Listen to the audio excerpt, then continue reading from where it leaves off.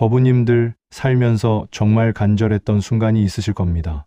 아무리 애를 써도 앞이 보이지 않던 밤, 병원 복도에서 결과를 기다리며 발을 동동 구르던 그 시간, 자식의 앞날을 걱정하며 뒤척이던 셀 수 없는 새벽들. 그럴 때마다 사람들이 결국 찾아가는 곳이 있습니다. 바로 바닷가 절벽 위에 자리한 용궁사입니다. 그런데 왜 유독 이 파도 소리 들리는 부처님 앞에서만 그렇게 많은 사람들이 두 손을 모으고 눈물을 훔칠까요?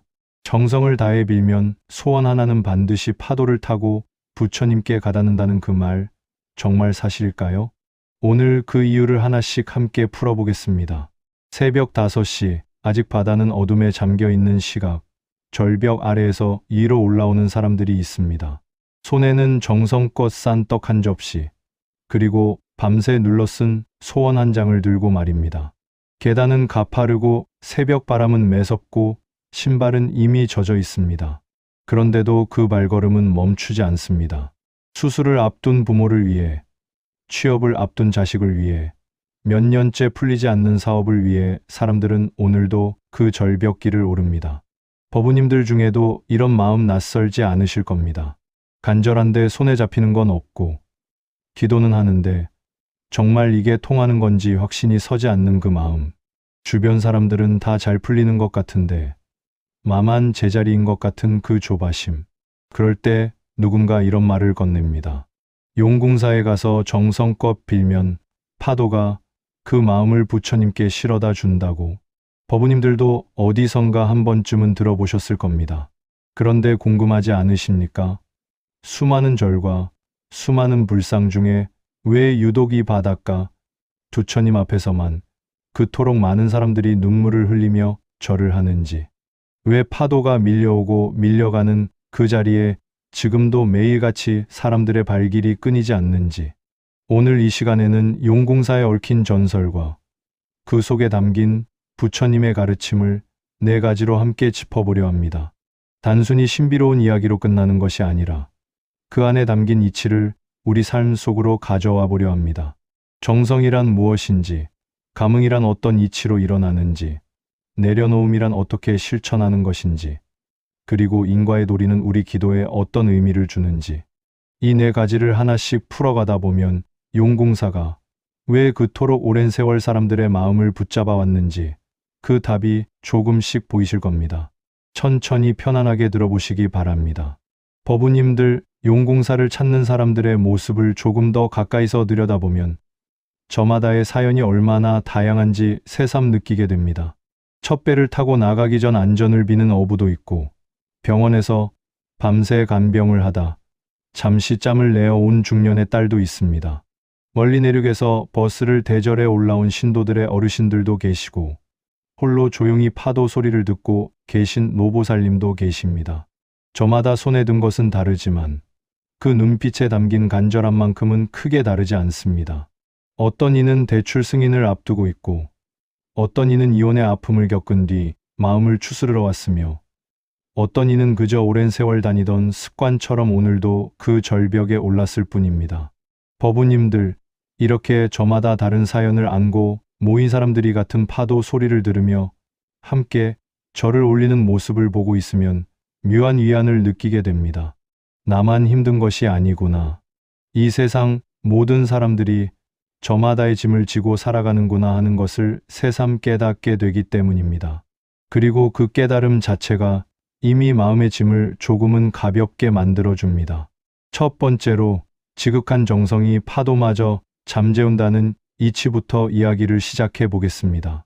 용궁사의 유래를 거슬러 올라가면 신라 마렵한 스님의 이야기가 전해집니다. 해일선사라는 스님이 계셨는데 그 마을은 해마다 거센 풍랑으로 배가 뒤집히고 어부들이 목숨을 잃는 일이 끊이지 않았다고 합니다. 해일선사는 어부들의 넋을 달래고 남은 이들이 더 이상 바다에서 목숨을 잃지 않기를 바라는 마음으로 절벽 위에 절을 세우기로 마음먹었습니다. 그런데 절을 지을 때마다 거센 파도와 바람이 밀려와 세워둔 기둥을 무너뜨리기를 반복했다고 전해집니다. 여러 날을 고심한 끝에 스님은 절벽 아래 바위에 홀로 앉아 100일 동안 밤낮으로 기도를 올리기 시작했습니다. 비가 오나 바람이 부나 자리를 뜨지 않았다고 합니다.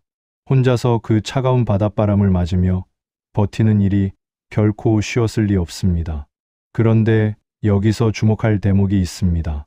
100일째 되던 날 밤, 갑자기 그토록 사납던 바다가 거짓말처럼 잔잔해지고 달빛 아래 고연 수면 위로 커다란 바위 하나가 스스로 떠올라 절벽 자리에 얹혔다는 이야기가 전해 내려옵니다. 이 이야기를 두고 어떤 분들은 그저 전설일 뿐이라 여기실 수도 있습니다. 하지만 버부님들, 이 이야기에서 정말 눈여겨볼 부분은 기적 그 자체가 아닙니다. 한 사람이 이름 모를 어부들을 향한 지극한 마음 하나로 그 사나운 바닷바람 앞에 100일 동안 몸을 내던졌다는 그 정성입니다. 금강경에 이런 말씀이 있습니다. 일체의 법은 꿈과 같고 환영과 같으며 물거품과 같고 그림자와 같다. 이 구절은 흔히 세상 모든 것이 더섭다는 뜻으로만 풀이되곤 합니다. 그런데 이 구절을 뒤집어 보면 오히려 지금 이 순간의 정성이 얼마나 귀한 것인지가 드러납니다. 모든 것이 꿈처럼 흘러가는 세상 속에서 그 찰나마다 쏟는 진심 하나하나가 결국 우리 삶의 결을 만들어 간다는 뜻으로도 읽을 수 있기 때문입니다. 해일선사가 바위 위에 앉아 있던 그 밤, 그 시간, 그 마음이 바로 그런 정성이었습니다. 결과를 미리 계산하지 않고 그저 지금 할 수 있는 일을 다하는 마음. 버부님들, 우리가 살면서 무언가를 간절히 바랄 때 두 가지 태도가 있습니다. 하나는 결과만 붙잡고 조바심을 내는 태도이고 다른 하나는 과정 하나하나에 정성을 다하는 태도입니다. 조바심을 내는 사람은 기도를 하면서도 마음이 온통 결과에가 있습니다. 빨리 이루어지지 않으면 불안해하고 남과 비교하며 초조해합니다. 반면 정성을 다하는 사람은 다릅니다. 오늘 이 순간의 절 한번, 연불 한마디에 마음을 다합니다. 결과가 언제 어떻게 올지는 부처님의 뜻에 맡기고 자신이 할 수 있는 것에만 집중합니다. 조주선사 어록에 이런 말씀이 전해집니다. 지도문안이요 유영간택이니라. 도에 이르는 길은 어렵지 않으니 다만 이것저것 가리고 따지는 마음을 꺼릴 뿐이라는 뜻입니다. 우리가 기도를 하면서도 마음이 어지러운 이유는 자꾸만 이 방법이 맞는지 저 방법이 맞는지 이 정도면 되는지 안 되는지 따지고 재기 때문입니다. 해일선사에게는 그런 계산이 없었습니다. 그저 이름도 모르는 어부들을 위한 마음 하나로 그 밤바다를 견뎠을 뿐입니다. 버부님들 중에 혹시 지금 어떤 기도를 시작하신 지 얼마 안 되어 벌써 마음이 흔들리시는 분 계십니까? 일주일 기도했는데 아무 변화가 없다고, 한 달 다녔는데 소용없는 것 같다고 조급해하고 계신 분 계십니까? 그 마음 충분히 이해가 갑니다. 그런데 용궁사 전설이 우리에게 전하는 첫 번째 가르침은 바로 이것입니다. 정성은 시간으로 재는 것이 아니라 마음의 밀도로 재는 것이라는 사실입니다. 버부님들, 실제로 용궁사에서 오랜 세월 기도해 온 분들의 이야기를 들어보면 공통점이 하나 있습니다. 처음부터 100일 기도, 1000일 기도를 목표로 시작하신 분들도 있지만 정말 마음이 변화한 분들은 하루하루의 기도 그 자체에 집중하셨다는 점입니다. 오늘 하루의 절 100번, 오늘 하루의 연불 1시간, 그것 자체를 목적으로 삼았지 100일 뒤의 결과를 목적으로 삼지 않으셨다는 것입니다. 이것이 바로 정성의 실천법입니다. 구체적으로 말씀드리면 이렇습니다. 먼저 하루에 정해진 시간을 정하십시오. 새벽이든 저녁이든 자신의 생활 리듬에 맞는 시간을 고정해 두는 것이 좋습니다. 그리고 그 시간만큼은 다른 생각을 내려놓고 오로지 기도에만 집중하십시오. 절을 하신다면 한 번 한 번의 절에 마음을 담고 연불을 하신다면 한마디 한마디의 소리에 집중합니다. 이때 중요한 것은 몇 번을 채웠는지 숫자를 세는 데만 급급하지 않는 것입니다. 숫자를 채우는 것도 물론 필요하지만 그보다 더 중요한 것은 그 절 한 번, 그 연불 한마디에 담긴 마음의 진실함입니다. 기도를 시작하신다면 첫날부터 100일째 되는 날의 결과를 상상하지 마시고 오늘 하루의 기도에만 집중해 보시길 권해드립니다. 그렇게 하루하루를 쌓아가다 보면 어느 순간 마음이 예전과 달라져 있음을 스스로 느끼게 되실 겁니다. 이것이 바로 감흥의 시작점입니다. 버부님들, 정성에 관해 조금 더 깊이 들어가 보겠습니다. 사람들이 용궁사를 찾을 때 가장 먼저 마주하는 것은 절벽을 따라 구불구불 내려가는 가파른 계단입니다. 그런데 용궁사에는 계단 말고도 하나 더 사람을 시험하는 것이 있습니다. 바로 물때입니다. 밀물때가 되면 바닷물이 차올라 절벽 아래 기도터로 가는 길이 통째로 잠겨버립니다. 오직 하루 중 물이 빠지는 몇 시간, 그 짧은 간조의 틈을 노려야만 파도 바로 앞에서 절을 올릴 수 있습니다. 새벽 물때에 맞추려면 결국 캄캄한 시각에 일어나 나서야 하고, 조금이라도 늦으면 그날은 그저 발길을 돌려야 합니다. 법우님들, 바로 이 불편함 속에 깊은 뜻이 숨어 있습니다. 우리가 살아가면서 가장 쉽게 빠지는 함정 중 하나가 힘들이지 않고 결과만 얻으려는 마음입니다. 노력 없이 좋은 성적을 바라고, 준비 없이 좋은 기회를 바라고, 관계에 시간을 들이지 않으면서 좋은 인연을 바라는 마음입니다. 그런데 용궁사의 그 물때는 우리에게 이런 질문을 던집니다. 당신은 정말 이것을 간절히 원하는가? 그 간절함으로 새벽잠을 이겨낼 준비가 되어 있는가? 법우님들 중에 실제로 그 새벽 물때를 맞춰 내려가 보신 분들은 아실 겁니다. 어둠 속에서 파도 소리만 들으며 발을 헛디디지 않으려 조심하는 그 순간, 오히려 마음속에 있던 잡다한 생각들이 하나둘 떨어져 나간다는 것을요. 회사에서 있었던 언짢은 일, 사람과의 갈등, 돈 걱정 같은 것들이 그 캄캄한 계단을 내려가는 동안에는 신기하게도 뒷전으로 밀려납니다. 오직 지금 이 발걸음, 지금 이 숨소리에만 집중하게 됩니다. 이것이 바로 정성이 만들어내는 첫 번째 선물입니다. 번뇌로 어지럽던 마음이 하나의 목적을 향해 정렬되는 경험입니다. 여기서 정성에 대한 오해 하나를 짚고 넘어가고 싶습니다. 정성이라고 하면 흔히 무조건 오래, 무조건 힘들게 해야 한다고 생각하기 쉽습니다. 물론 시간과 노력은 정성의 한 부분입니다. 하지만 정성의 본질은 시간의 길이가 아니라 마음이 그 순간에 온전히 머무느냐에 있습니다. 10분을 기도하더라도 그 10분 동안 마음이 온전히 그 자리에 있었다면 그것은 1시간을 기도하되 마음이 딴 곳에 가 있는 것보다 훨씬 깊은 정성입니다. 법화경에는 이런 구절이 전해집니다. 제법종본래 상자정멸상. 모든 법은 본래부터 스스로 정멸한 모습이라는 뜻입니다. 이 말씀은 우리에게 억지로 무언가를 만들어내려 애쓰기보다 본래 갖추어진 고요함으로 돌아가는 것이 수행의 핵심임을 알려줍니다. 기도도 마찬가지입니다. 억지로 눈물을 짜내거나 억지로 간절함을 연기할 필요가 없습니다. 그저 지금 이 순간, 이 자리에 마음을 온전히 두는 것, 그것으로 충분합니다.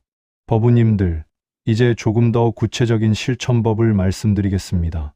용궁사까지 직접 가지 못하는 상황이라 하더라도 정성을 실천하는 방법은 얼마든지 있습니다. 먼저 매일 같은 시간에 짧게라도 좌복에 앉아 보시기 바랍니다. 처음에는 5분도 좋습니다. 중요한 것은 그 5분 동안 휴대전화를 멀리 두고 오직 호흡과 마음에만 집중하는 것입니다. 숨을 들이쉬고 내쉬는 것을 가만히 지켜보면서 마음속에 떠오르는 생각들을 붙잡지 않고 그저 흘려보냅니다. 두 번째로 절 수행을 병행해 보시길 권해드립니다. 집에서도 방석 하나만 있으면 충분합니다. 처음에는 20번, 30번부터 시작하셔도 좋습니다. 절을 할 때는 숫자를 채우는데 급하지 마시고 한 번 절할 때마다 마음속으로 감사한 대상 하나를 떠올려 보시기 바랍니다. 세 번째로 연불을 함께 하시는 것도 좋은 방법입니다. 관세음보살이나 석가모니불 혹은 자신이 평소 의지하는 명호를 정해두고 하루에 정해진 횟수만큼 소리내어 부르는 것입니다. 처음에는 108번 정도로 시작하시고 점차 늘려가셔도 좋습니다. 법우님들이 3가지 실천법, 즉 좌성과 절과 연불을 하루하루 꾸준히 이어가다 보면 어느 순간 용궁사까지 가지 않아도 그 절벽길에서 느꼈던 것과 비슷한 고요함을 집안에서도 느끼게 되실 겁니다. 정성이란 결국 장소의 문제가 아니라 마음가짐의 문제이기 때문입니다. 물론 실제로 용궁사를 찾아 기도하시는 것도 더없이 좋은 일입니다. 수많은 사람들이 함께 절을 올리는 그 자리에서 느껴지는 힘, 오랜 세월 쌓여온 정성의 기운은 분명 특별한 것이 있습니다. 하지만 법우님들, 그 자리에 가지 못하신다고 해서 정성이 부족한 것이 결코 아님을 꼭 기억하시기 바랍니다. 부처님께서는 어디에나 계십니다. 우리가 마음을 다해 절을 올리는 바로 그 자리가 곧 용궁사가 되는 것입니다. 법우님들, 용궁사에 얽힌 또 다른 이야기도 있습니다.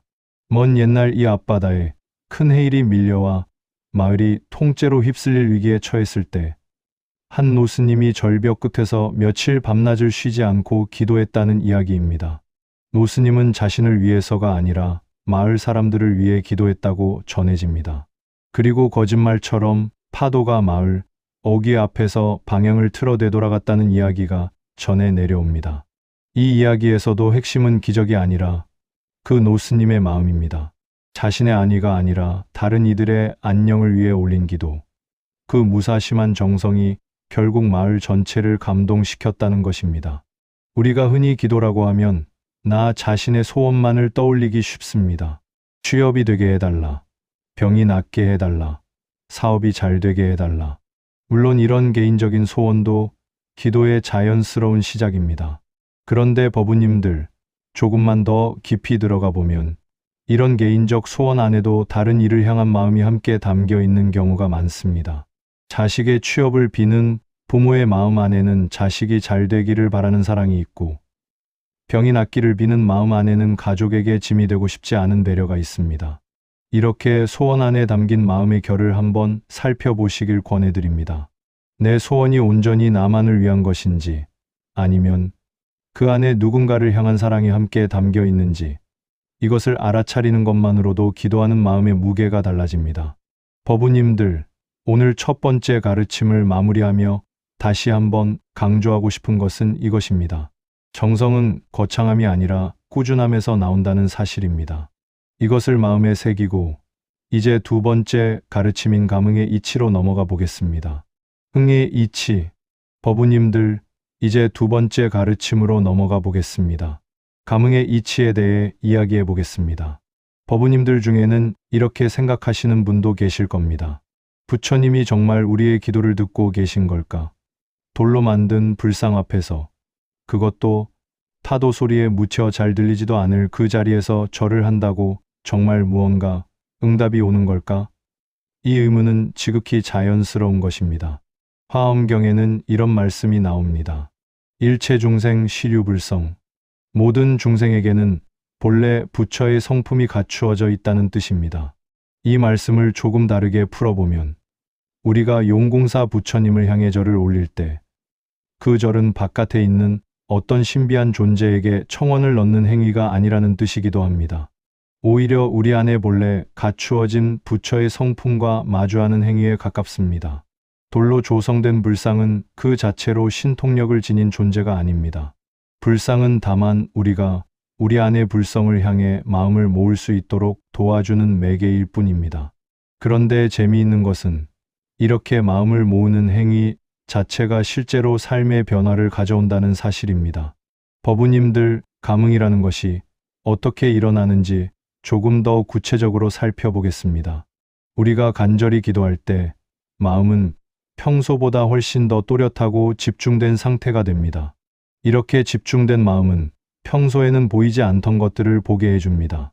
내가 놓치고 있던 기회, 내가 외면하고 있던 문제의 원인, 내가 두려워서 시도하지 못했던 선택지 같은 것들이 기도를 통해 마음이 맑아지면서 조금씩 드러나기 시작합니다.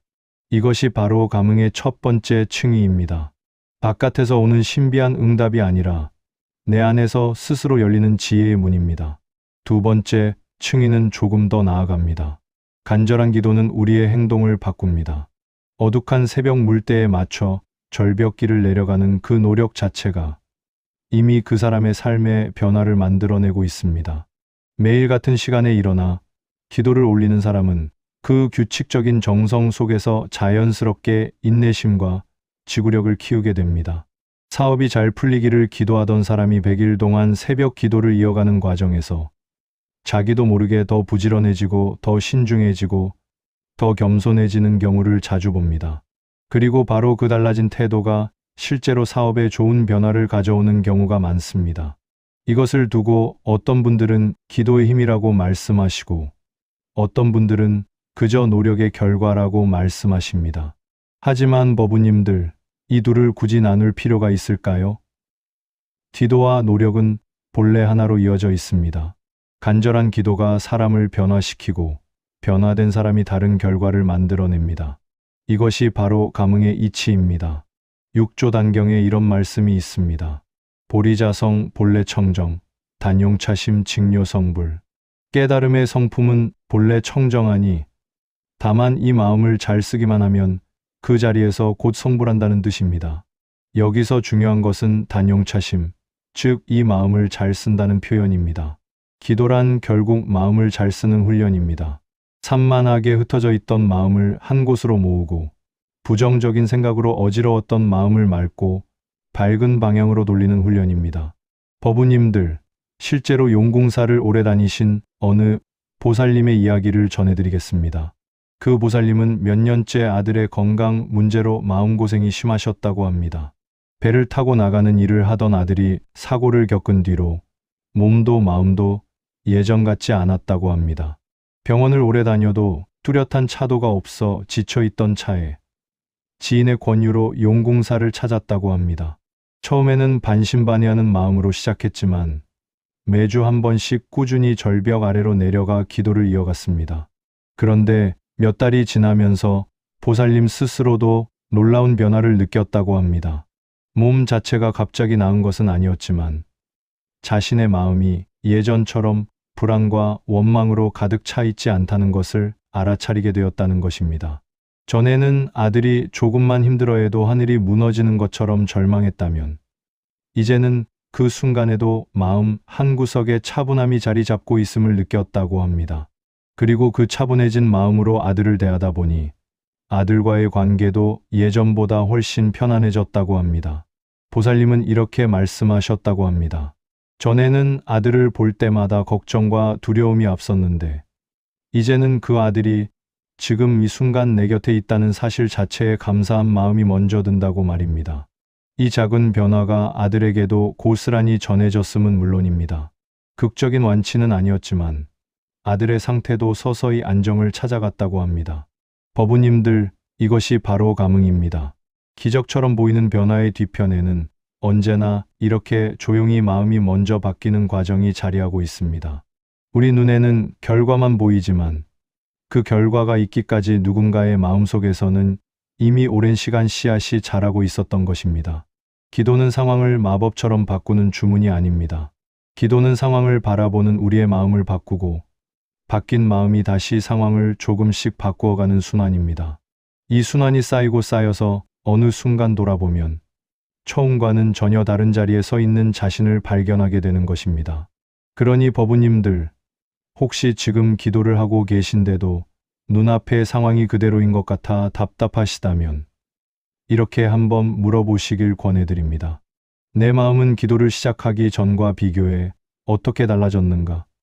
상황은 그대로일지 몰라도 그 상황을 대하는 내 마음의 무게는 조금이라도 가벼워졌는가? 만약 그렇다면 감흥은 이미 시작된 것입니다. 다만 우리 눈에 보이는 형태로 아직 드러나지 않았을 뿐입니다. 씨앗을 심으면 바로 다음 날 열매가 열리지 않습니다. 뿌리를 내리고 줄기를 세우고 잎을 틔우는 시간이 필요합니다.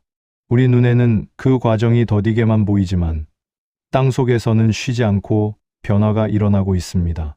기도도 마찬가지입니다. 용궁사 앞에서 올리는 절 한 번, 파도를 향해 올리는 한마디가 땅속 깊이 내려가는 뿌리와 같습니다. 당장 눈에 보이지 않는다고 해서 아무 일도 일어나지 않는 것이 아닙니다.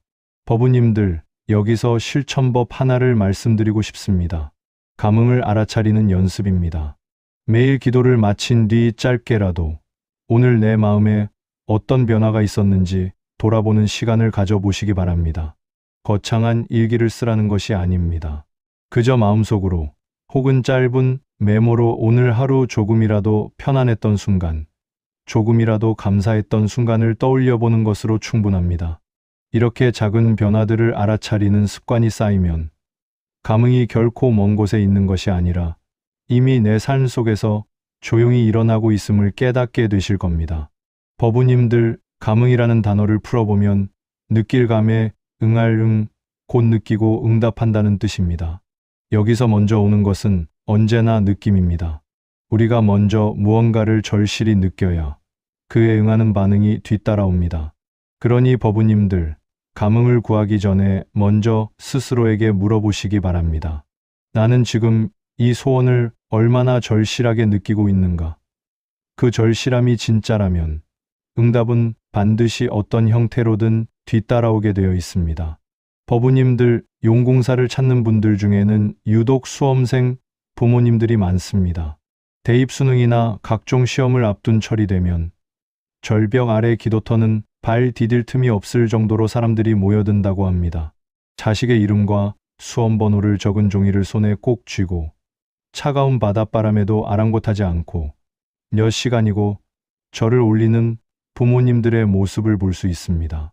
그런데 법우님들, 여기서 한 가지 생각해 볼 대목이 있습니다. 부모가 아무리 간절히 기도한다고 해서 시험 당일 자식의 실력이 갑자기 몇 배로 늘어나는 것은 아닙니다. 공부는 결국 본인이 해야 하는 것이고 시험 문제는 기도로 바뀌지 않습니다.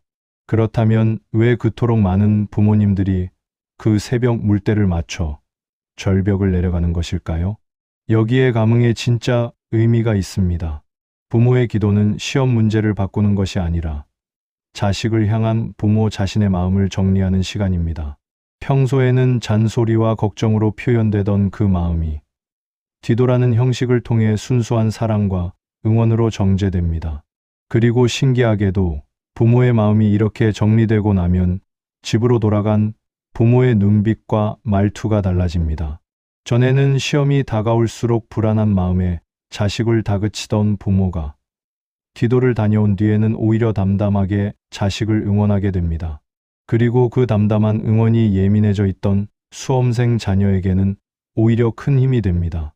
부모가 불안해하지 않으니 자식도 덜 불안해지고 그 안정된 마음으로 시험장에 들어간 자녀가 평소 실력을 온전히 발휘하게 되는 경우를 자주 봅니다. 이것이 바로 기도가 만들어내는 감흥의 연쇄입니다. 내 마음이 바뀌고 그 바뀐 마음이 상대의 마음에 영향을 주고 그 영향이 다시 상황을 변화시키는 순환입니다. 법우님들, 감흥을 실천하는 구체적인 방법 하나를 더 말씀드리고 싶습니다. 바로 회양의 마음을 갖는 것입니다. 회양이란 내가 쌓은 공덕을 나 자신만을 위해 쓰지 않고 다른 이들에게 돌리는 것을 말합니다. 기도를 마칠 때 이렇게 마음속으로 되뇌어 보시기 바랍니다. 오늘 제가 올린 이 기도의 공덕이 저뿐만 아니라 저와 인연 있는 모든 이들에게, 나아가 이 바다를 오가는 모든 존재에게 두루 미치기를 바랍니다. 이렇게 회양하는 마음을 낼 때 신기하게도 기도하는 마음 자체가 더욱 넓어지고 편안해집니다. 내 소원 하나에만 집착하던 좁은 마음이 세상 모든 존재를 향한 자비의 마음으로 확장되기 때문입니다. 그리고 이렇게 넓어진 마음은 역설적으로 내 개인적인 소원을 이루는데도 오히려 더 큰 힘이 됩니다. 집착이 강할수록 마음은 굳어지고 굳어진 마음은 새로운 길을 보지 못합니다. 반면 회양을 통해 마음이 열리면 전에는 보이지 않던 새로운 가능성들이 눈에 들어오기 시작합니다. 법우님들, 실제로 용궁사에서 오랜 세월 기도해 오신 어느 처사님의 이야기를 하나 더 전해드리고 싶습니다. 그 처사님은 어물 유통업을 하다 사업 실패로 큰 빚을 지고 거의 매일같이 용궁사를 찾아 사업이 다시 일어서기만을 빌었다고 합니다. 그런데 몇 달이 지나도 상황은 나아지지 않았고 오히려 처사님의 마음은 더 조급해지고 원망만 쌓여갔다고 합니다. 그러던 어느 날 함께 기도하던 한 보살님이 처사님에게 이런 말을 건넸다고 합니다. 처사님, 오늘 하루만이라도 처사님 자신의 소원은 잠시 내려두고 여기 함께 계신 모든 분들이 다 잘 되기를 빌어보시면 어떨까요? 처음에는 반발심이 들었지만 처사님은 믿져야 본전이라는 마음으로 그날은 자신의 소원 대신 주변 사람들의 안녕을 빌었다고 합니다. 그런데 신기하게도 그날 기도를 마치고 절벽길을 올라오는 발걸음이 그동안 느껴보지 못했던 가벼움으로 채워져 있었다고 합니다. 그리고 그 뒤로 처사님은 자신의 소원과 함께 다른 이들을 위한 기도를 함께 올리는 습관을 갖게 되었다고 합니다. 몇 달 뒤 처사님은 오랫동안 연락이 끊겼던 지인으로부터 뜻밖의 거래 제안을 받게 되었다고 합니다. 그 제안이 처사님의 재기에 결정적인 계기가 되었다고 합니다. 처사님 스스로도 그 인연이 어디서 비롯되었는지 정확히 설명하기는 어렵다고 하셨습니다. 다만 한 가지 확실한 것은 자신의 소원에만 갇혀 있던 마음이 다른 이들을 향해 열리면서 전에는 보이지 않던 인연의 문이 열렸다는 사실입니다. 법우님들, 이것이 바로 감흥이 작동하는 또 하나의 방식입니다. 우리는 흔히 인연이라는 것이 하늘에서 뚝 떨어지듯 갑자기 찾아온다고 생각하기 쉽습니다. 하지만 자세히 들여다보면 그 인연은 이미 오래전부터 우리 곁에 있었지만 우리 마음이 닫혀 있어 알아보지 못했던 경우가 훨씬 많습니다. 내 마음이 좁아져 있을 때는 나를 도울 수 있는 인연조차 알아보지 못합니다. 마음이 열리고 넓어지면 전에는 지나쳤을 인연들이 비로소 눈에 들어오기 시작합니다. 법우님들, 오늘 두 번째 가르침을 마무리하며 다시 한번 강조하고 싶은 것은 이것입니다.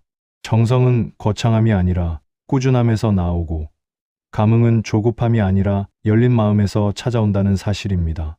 이 두 가지를 마음에 새기고 이제 세 번째 가르침인 방아착으로 넘어가 보겠습니다. 세 번째로 집착을 내려놓는 방아착의 이치에 대해 이야기해 보겠습니다. 법우님들, 용궁사에는 이런 이야기도 전해집니다. 옛날 어느 부유한 상인이 있었다고 합니다. 그 상인은 배에 여러 척을 부리며 먼 바다까지 나가 물건을 사고 파는 일로 큰 재물을 모았다고 합니다. 그런데 재물이 쌓일수록 상인의 마음은 오히려 더 불안해졌다고 합니다. 혹시 다음 항해에서 풍랑을 만나 배를 잃지 않을까? 혹시 누가 내 재물을 탐내지 않을까 하는 두려움이 밤낮으로 그를 괴롭혔습니다. 그러던 어느 날 상인은 지인의 권유로 용궁사를 찾게 되었습니다. 상인은 자신의 재물이 더 늘어나고 더 안전하게 지켜지기를 빌기 위해 그 절벽을 올랐다고 합니다. 그런데 파도가 부서지는 절벽 끝 용궁사 부처님을 마주한 순간 상인은 이상하게도 재물에 대한 소원이 입 밖으로 나오지 않았다고 합니다. 대신 그 자리에 서서 자신이 그동안 얼마나 재물에 짓눌려 살아왔는지를 문득 깨달았다고 합니다.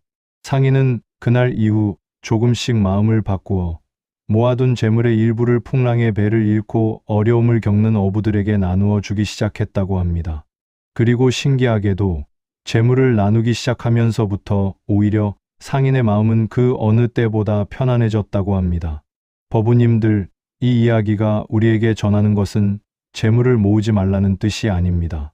재물이든 명예든 그 무엇이든 그것을 손안에 꽉 움켜쥐려 할수록 오히려 마음은 더 불안해지고 무거워진다는 이치입니다. 법우님들, 방아착이라는 말은 문자 그대로 내려놓는다는 뜻입니다. 이 말과 관련해 유명한 일화가 전해집니다. 한 학인이 조주선사를 찾아와 여쭈었습니다. 한 물건도 가지고 오지 않았을 때는 어떻게 해야 합니까? 조주선사께서 답하셨습니다. 내려놓아라. 학인이 다시 여쭈었습니다. 한 물건도 가지고 오지 않았는데 무엇을 내려놓으라는 말씀이십니까? 조주선사께서 답하셨습니다. 그렇다면 계속 짊어지고 가거라. 법우님들, 이 대답이 처음에는 다소 매정하게 들리실 수도 있습니다. 하지만 조주선사께서 이렇게 답하신 것은 스스로 짊어지고 있다는 사실조차 알아차리지 못하는 이에게는 억지로 내려놓으라고 말해봐야 소용이 없기 때문입니다. 먼저 스스로 무엇을 짊어지고 있는지 알아차리는 것이 순서입니다. 법우님들, 그러니 오늘부터 하루에 한 번씩 지금 내가 무엇을 짊어지고 있는지 스스로에게 물어보는 시간을 가져보시기 바랍니다. 이 알아차림이야말로 방아착의 첫걸음입니다. 여기서 방아착을 실천하는 구체적인 방법 하나를 말씀드리고 싶습니다. 먼저 조용한 시간을 내어 지금 내 마음을 무겁게 짓누르고 있는 것들을 하나씩 떠올려 보시기 바랍니다. 떠오르는 대로 종이에 적어 보셔도 좋습니다. 돈 걱정, 자식 걱정, 건강 걱정, 지나간 사람에 대한 미련. 이런 것들을 하나하나 적다 보면 생각보다 그 목록이 길다는 것에 스스로 놀라시게 될 겁니다. 그리고 그 목록을 하나씩 짚어가며 이렇게 물어보시기 바랍니다. 이 걱정을 붙들고 있다고 해서 상황이 나아지는가? 대부분의 경우 답은 그렇지 않다는 것입니다. 법우님들, 이렇게 목록을 적어 보신 뒤에는 그 종이를 조용히 접어 서랍 깊숙이 넣어 두시거나 혹은 파도가 밀려오는 바닷가에서 안전하게 태워 흘려보내시는 것도 좋은 의식이 될 수 있습니다. 이것은 미신이 아닙니다. 우리의 마음은 눈에 보이는 상징적 행동을 통해 실제로 내려놓는 감각을 훈련할 수 있습니다. 재를 파도에 흘려보내며 마음속으로 이렇게 되뇌어 보시기 바랍니다. 이 무게를 여기 바다에 내려놓습니다. 이제 가벼운 마음으로 오늘을 살아가겠습니다. 법우님들, 용궁사에서 실제로 이런 방아착을 경험하신 한 보살님의 이야기를 전해드리고 싶습니다. 그 보살님은 오랜 세월 남편과의 불화로 마음고생이 심하셨다고 합니다.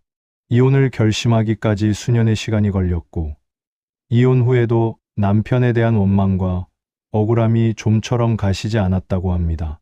그러던 어느 날, 보살님은 지인을 따라 용궁사를 찾았습니다. 처음에는 그저 답답한 마음에 바람이나 쐬자는 생각으로 따라 나선 것이었다고 합니다. 그런데 절벽 끝 용궁사 부처님 앞에 섰을 때 저 멀리 끝없이 밀려가는 파도를 바라보던 보살님은 자기도 모르게 오랫동안 참아왔던 눈물을 쏟았다고 합니다.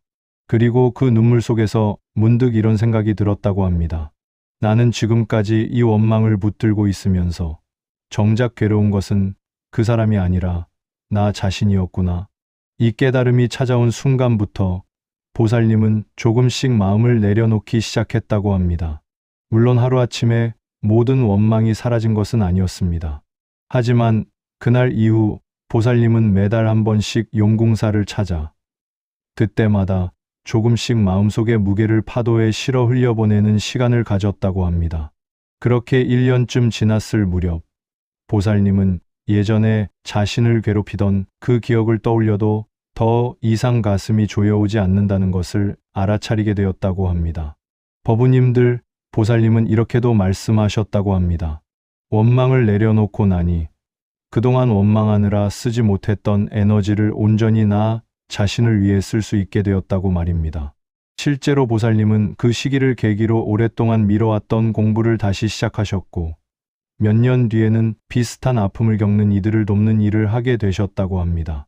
법우님들, 방아차기 어려운 또 다른 이유는 우리가 흔히 내려놓음을 포기와 혼동하기 때문입니다. 내려놓는다고 하면 마치 노력을 그만두고 될 대로 되라는 식으로 받아들이시는 분들이 계십니다. 하지만 법우님들, 방아착과 포기는 전혀 다른 것입니다.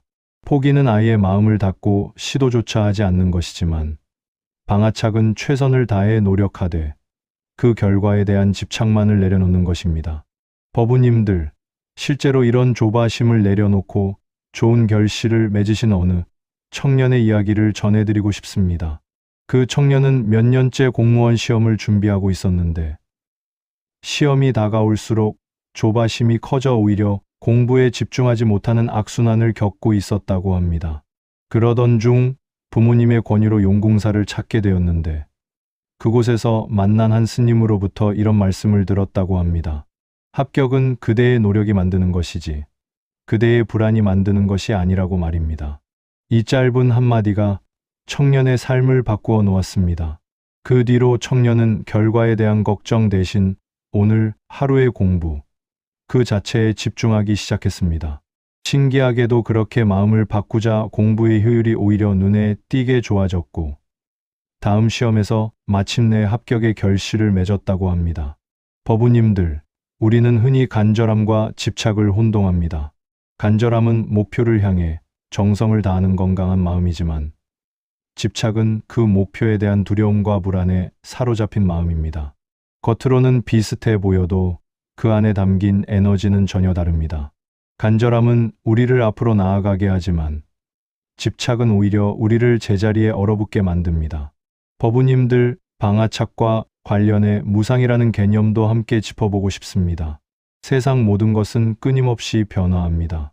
잔잔했던 바다도 언젠가는 풍랑으로 변하고 사나웠던 파도도 언젠가는 다시 잔잔해집니다. 이것을 두고 무상하다고 합니다. 무상이라는 말을 들으면 흔히 허무하고 쓸쓸하게 느껴지실 수 있습니다. 하지만 법우님들, 무상의 이치를 조금 다르게 바라보면 오히려 우리에게 큰 위안을 줍니다.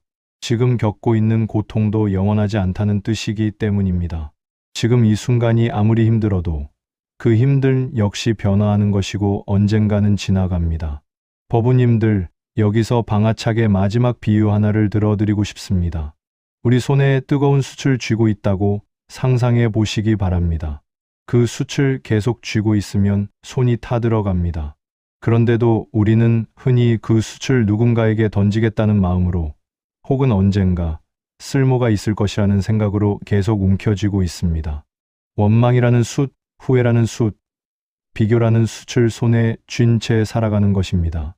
그런데 법우님들, 그 숯이 정작 가장 크게 태우는 것은 상대가 아니라 그것을 쥐고 있는 나 자신의 손입니다.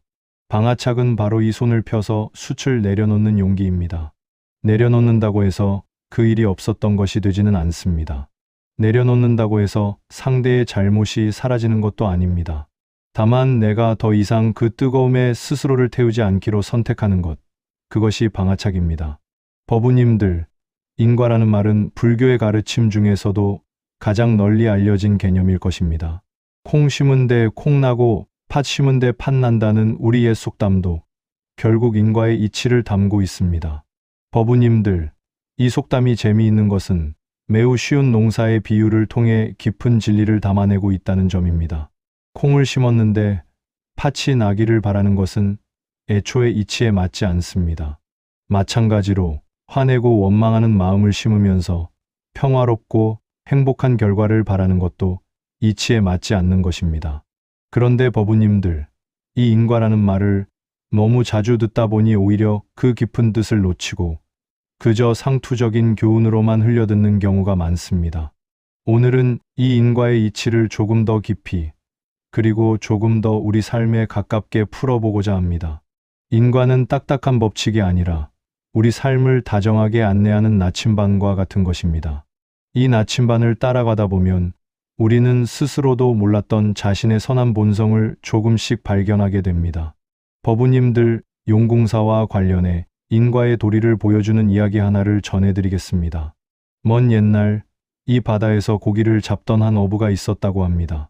그 어부는 솜씨가 좋기로 이름난 이였는데 하루는 그물에 커다란 바다거북 한 마리가 걸려들었다고 합니다. 예로부터 이 바다에서는 큰 거북을 용왕의 심부름꾼이라 여겨 그물에 걸리더라도 함부로 잡지 않고 다시 놓아주는 것이 관습이었습니다. 그런데 그해 유난히 흉어가 이어져 살림이 어려웠던 어부는 이 한 마리만 팔면 밀린 빚을 갚을 수 있겠다는 생각에 그만 눈이 어두워졌습니다. 거북의 크고 슬픈 눈을 애써 외면하며 어부는 그것을 배에 싣고 돌아왔습니다. 그런데 그날 밤부터 어부는 이상한 꿈에 시달리기 시작했습니다. 꿈속에서 그 거북이 자꾸만 나타나 슬픈 눈으로 자신을 바라보며 파도 속으로 가라앉는 모습이 되풀이되었다고 합니다. 며칠을 그렇게 시달리던 어부는 결국 용궁사를 찾아가게 되었습니다. 그리고 그 절벽 끝에서 자신이 지은 살생의 업을 참회하며 밤새 절을 올렸다고 합니다. 다음날 새벽 어부는 곧장 그 거북을 다시 바다로 돌려보냈습니다.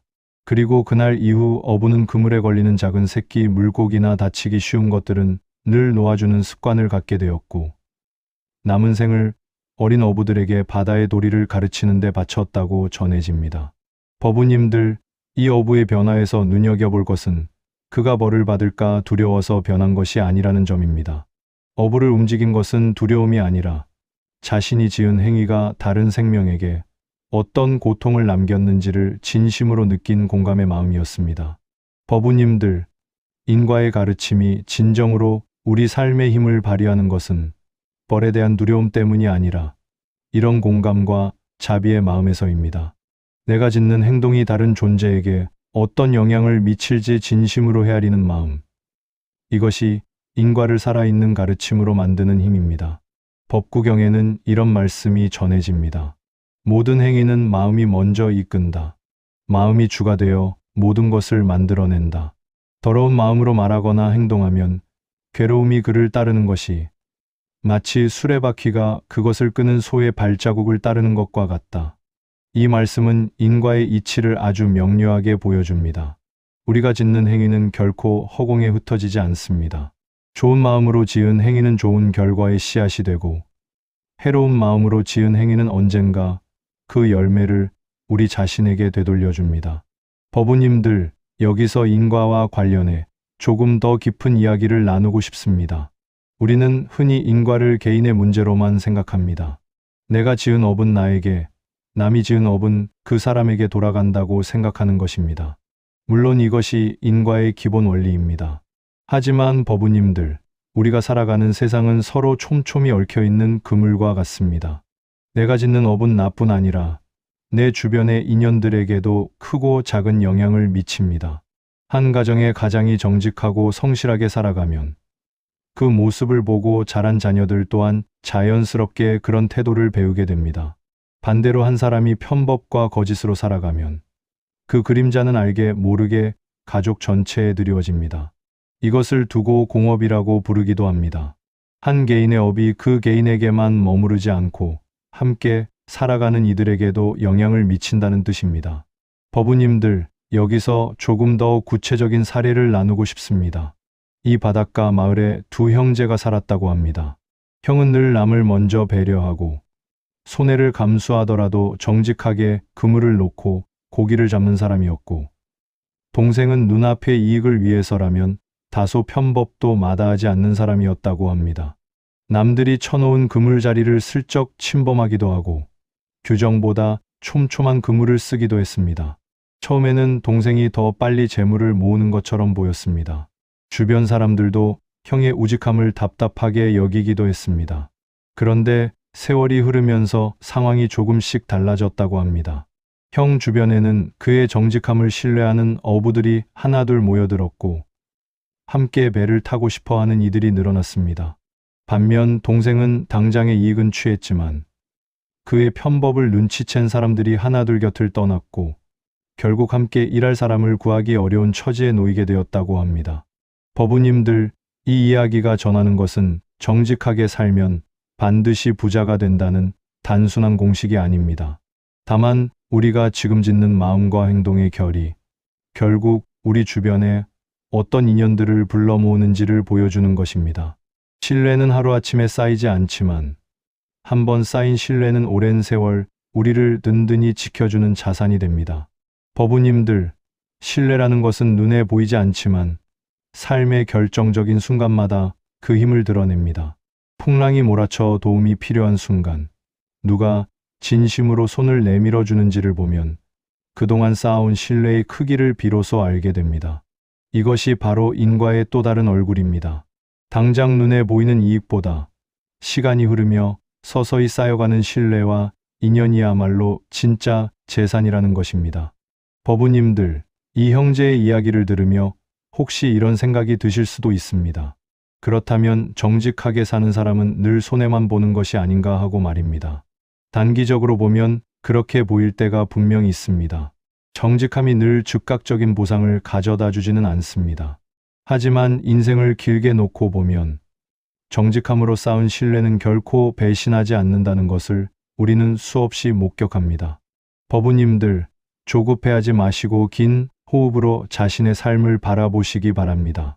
지금 정직하고 성실하게 살아가고 있음에도 불구하고 뚜렷한 보상이 보이지 않아 지치신 분들도 계실 겁니다. 그 정직함과 성실함은 결코 헛되지 않습니다. 지금 이 순간에도 법우님들 주변에는 그 모습을 지켜보며 신뢰를 쌓아가는 인연들이 조용히 자라나고 있을 것입니다. 법우님들, 여기서 인과를 두려움의 대상으로만 받아들이지 않는 것도 중요합니다. 인과의 도리를 두려움으로만 받아들이면 우리는 벌을 피하기 위해 착하게 사는 소극적인 태도에 머물게 됩니다. 하지만 인과의 진짜 뜻은 그보다 훨씬 능동적입니다.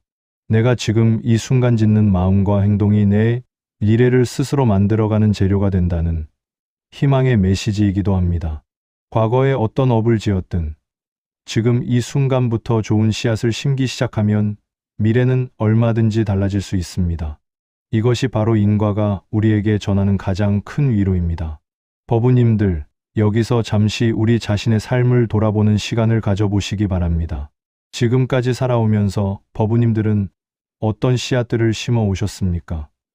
가족을 향한 사랑의 씨앗, 이웃을 향한 배려의 씨앗, 혹은 반대로 미처 다스리지 못한 화와 원망의 씨앗도 함께 심어 오셨을 것입니다.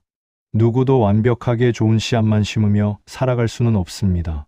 중요한 것은 지금까지 어떤 씨앗을 심었는지가 아니라 지금 이 순간 어떤 씨앗을 심을 것인지입니다. 과거는 이미 지나갔고 바꿀 수 없지만 지금 이 순간의 선택은 온전히 우리 손에 달려 있습니다. 법우님들, 오늘 이 시간 이후 집으로 돌아가시는 길에 딱 한 가지만 실천해 보시기 바랍니다. 오늘 하루 평소라면 그냥 지나쳤을 작은 친절 하나를 의도적으로 베풀어 보시는 것입니다. 무거운 짐을 든 어르신을 도와드리거나 힘들어 보이는 이웃에게 따뜻한 말 한마디를 건네거나 그것도 아니라면 마음속으로 지나가는 모든 이들의 평안을 조용히 빌어보는 것도 좋습니다. 이 작은 실천 하나가 오늘 법우님들이 심는 소중한 씨앗이 될 것입니다. 지장경에는 이런 말씀이 있습니다. 중생이 짓는 업의 결과는 각기 다르지만 참회하고 새로운 마음을 내는 자에게는 언제나 새로운 길이 열린다고 하였습니다. 법우님들, 참회란 지나간 잘못을 곱씹으며 자신을 벌하는 것이 아닙니다. 참회란 잘못을 있는 그대로 인정하고 그로부터 배워 다시는 같은 잘못을 반복하지 않겠다고 다짐하는 건강한 자기 성찰입니다. 법우님들, 참회와 관련해 조금 더 깊이 들어가 보고 싶습니다. 우리는 흔히 참회를 특별한 날, 특별한 의식을 통해서만 하는 것으로 생각합니다. 물론 정기적으로 참회 기도를 올리는 것도 좋은 수행입니다. 하지만 법우님들, 진짜 참회는 일상 속에서 매 순간 이루어지는 것입니다. 누군가에게 상처가 될 말을 뱉은 것을 알아차린 그 순간, 바로 마음속으로 미안한 마음을 내는 것, 이기적인 생각으로 행동한 것을 깨달은 그 순간, 바로 다음에는 다르게 행동하겠다고 다짐하는 것, 이렇게 순간순간 이루어지는 작은 참회들이 쌓여 우리의 삶을 조금씩 더 선한 방향으로 이끌어갑니다.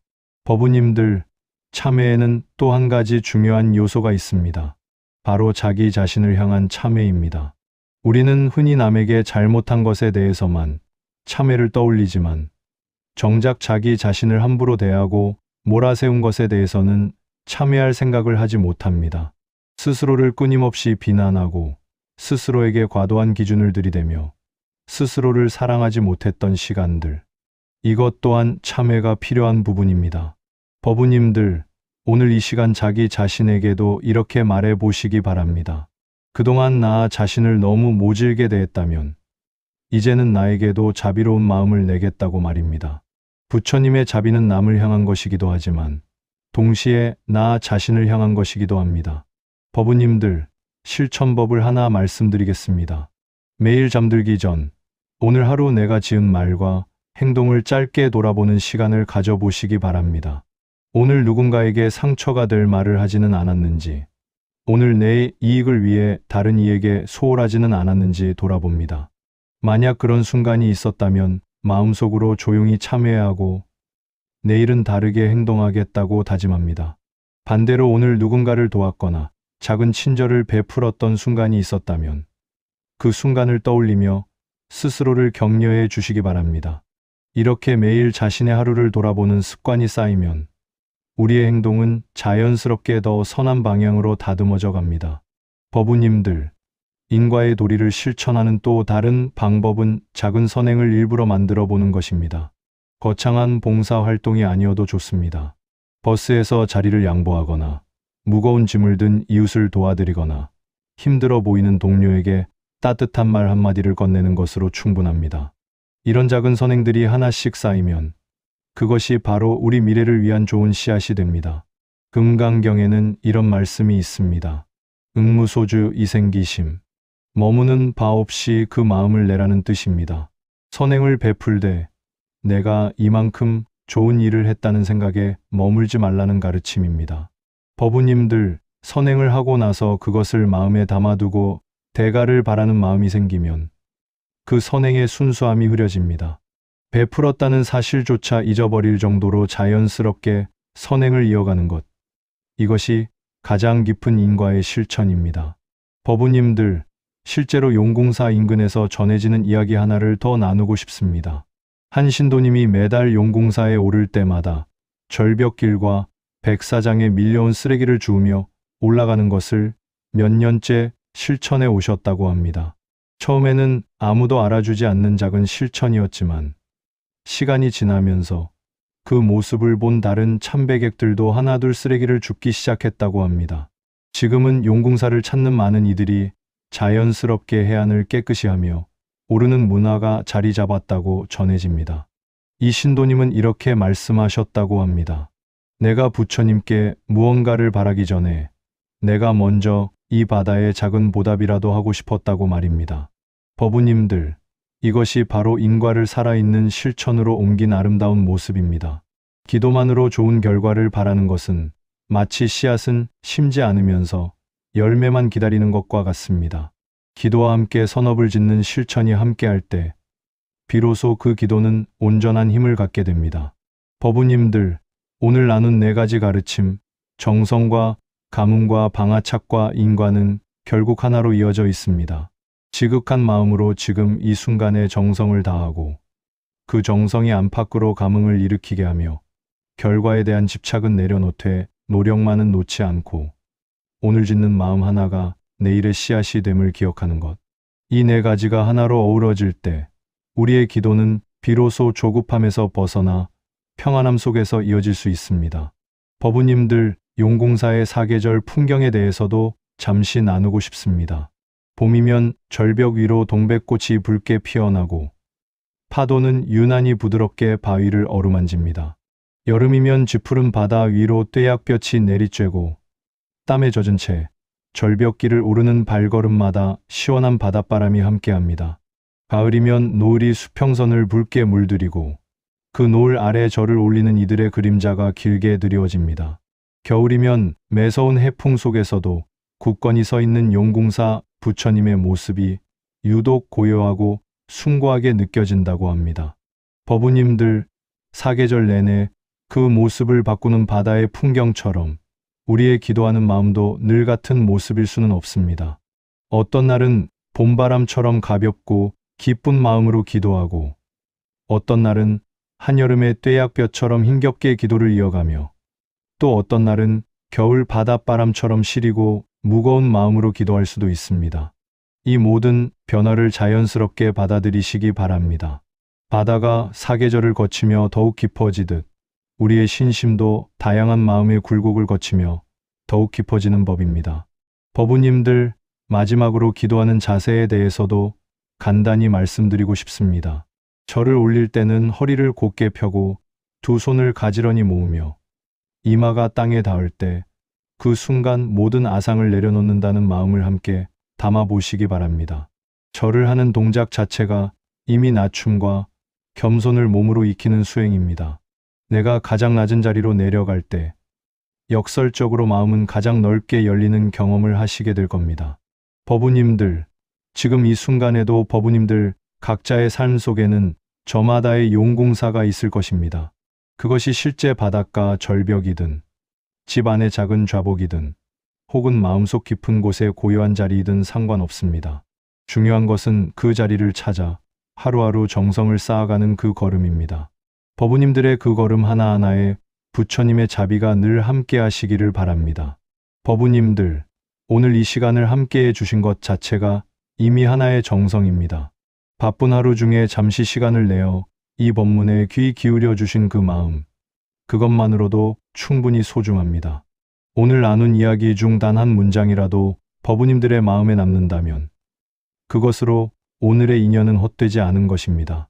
정성은 거창함이 아니라 꾸준함에서 나오고 감흥은 조급함이 아니라 열린 마음에서 찾아오며 방아착은 포기가 아니라 결과에 대한 집착을 내려놓는 용기이고 인과는 두려움이 아니라 오늘의 선택이 내일을 만든다는 희망입니다.